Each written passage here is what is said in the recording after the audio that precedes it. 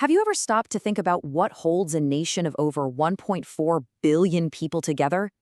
I mean, it's not just a shared history or culture, it's a single foundational document.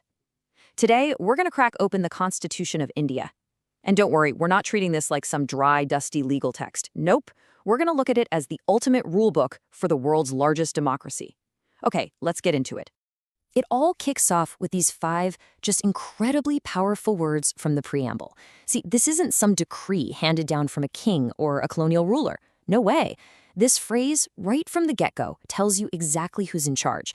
The source of all power, all law, all governance in India, it's the people. It's the citizens. I mean, talk about a declaration of self-governance on an epic scale. So what is a constitution really? Well, the easiest way to think about it is like a nation's core rulebook. Seriously, it lays out the whole game plan, how the government is set up, what powers it has, and maybe even more importantly, what it can't do. It also spells out the relationship between the government and its people, laying down the rights you have and the duties that come with being a citizen. All right, so to really get our heads around this rulebook, we're going to break it down into 5 key parts. First, we'll look at the big promise made to the people. Then we'll dive into your fundamental rights, check out the nation's guiding stars, talk about a citizen's duties, and finally, look at the actual blueprint for how the whole country is run. Okay, first up, the promise. The preamble. It's so much more than just an introduction. It's really the soul of the Constitution. Think of it like a mission statement. It captures the entire vision, the huge, solemn promise made to every single person in India. In this promise, it stands on 4 massive pillars. First, there's justice, making sure things are fair for everyone, no matter who you are. Then, liberty. That's your freedom to think, to speak, and to believe whatever you want.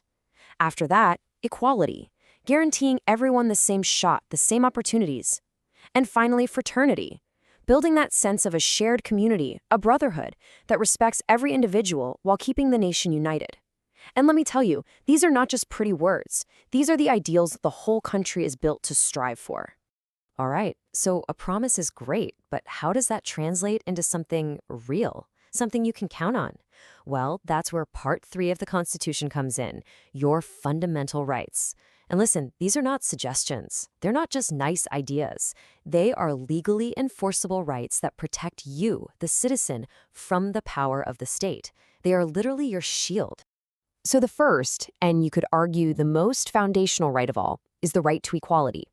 What does that mean at its core? It means that from the prime minister all the way down to the average citizen, everybody is subject to the exact same laws.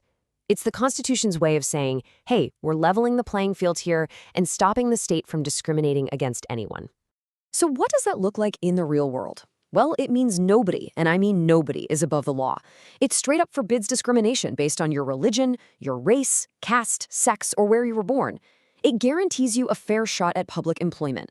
And, this is huge, it formally abolishes the practice of untouchability. I mean, this was an absolutely revolutionary step, designed to tear down centuries of social hierarchy and making any form of it a crime. Okay, moving on, we've got the right to freedom. Now, this isn't just one right. It's really a whole bundle of essential liberties. These are the rights that let you live your life as a free person and actually take part in a democratic society. So, this includes your freedom to say what you think, your freedom of expression. It means you can gather peacefully, for protests or meetings. You can form associations or unions. You can move around freely and live anywhere you want in India. And maybe the most important one of all is the protection of life and personal liberty.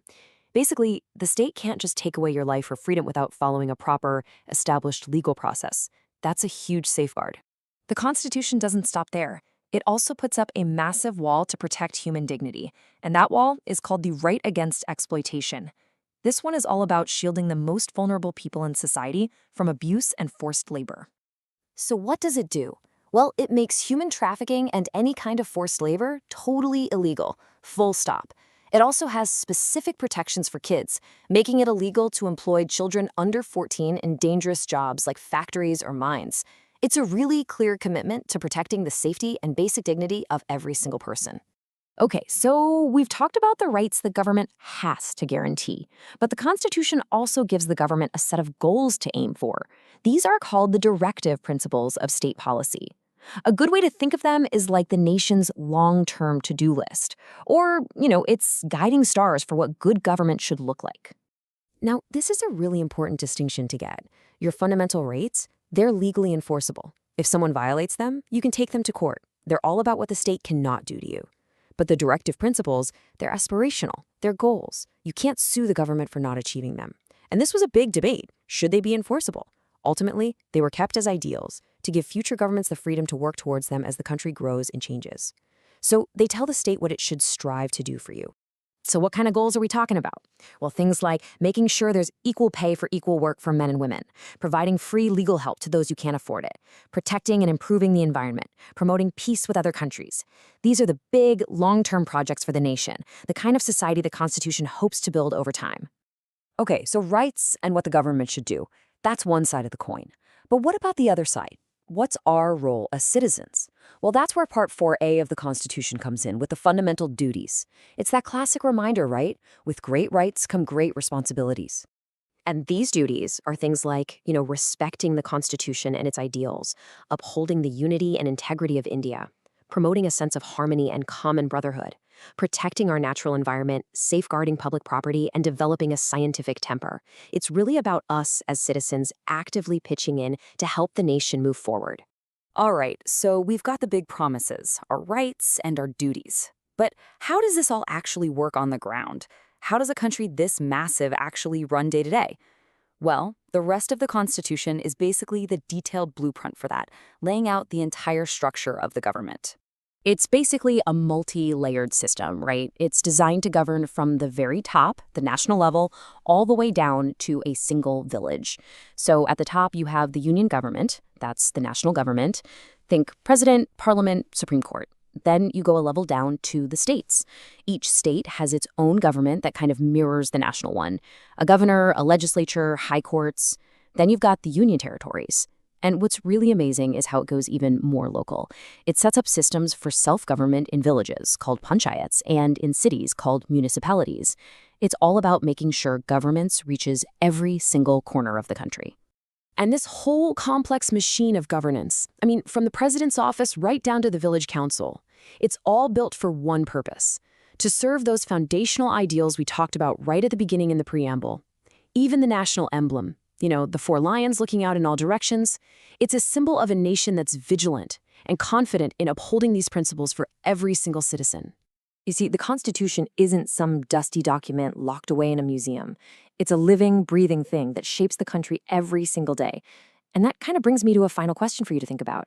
As India continues to evolve, which of those four big promises, justice, liberty, equality, or fraternity, do you think is the most vital, the most critical one for us to focus on right now?